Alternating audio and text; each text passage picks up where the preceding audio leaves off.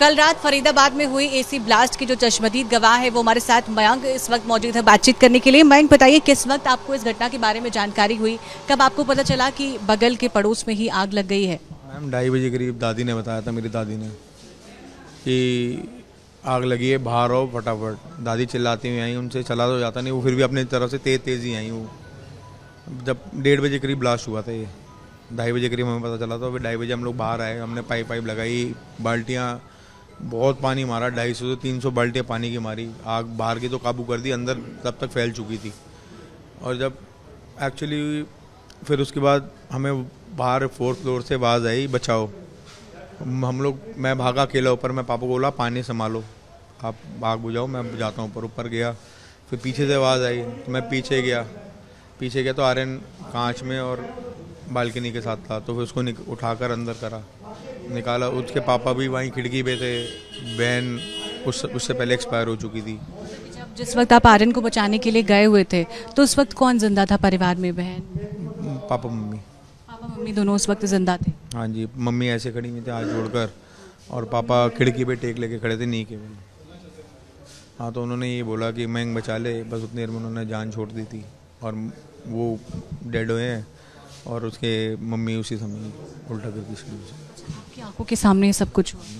मेरे सामने हुआ, टॉर्च जला के दी, उनकी मम्मी के फ़ोन था, वो टॉर्च जल रही थी उसमें, तो उससे पता चला मैंने भाभी गिर गई हैं, ये था। फिर उसके बाद हम लोग को जैसे देखा गिर गई हैं, तो मैं फटाफट दीवार तोड़ी उधर की, मैं घर में घुसा, मैंने उधर का गेट काटा पूरा ग्राइंडर से।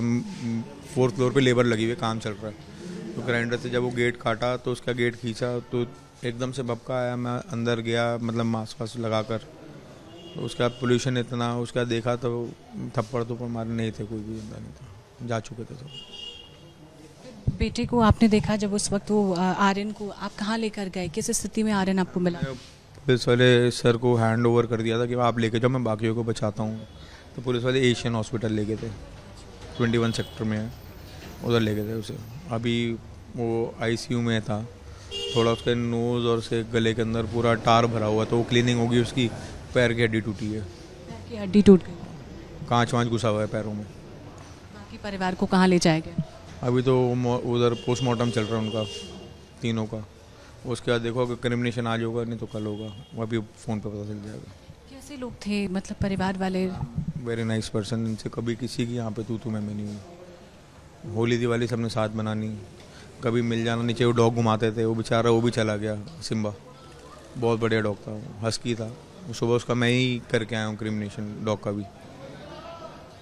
यहाँ पे हमारे हैं दीदी है, वो डॉग का ही सारा करती है, वो थोड़ा मेनका गांधी जी के साथ है, तो वो आए थे, तो उन्होंने कराया सारा क्रिमिनेशन वगैरह उसका।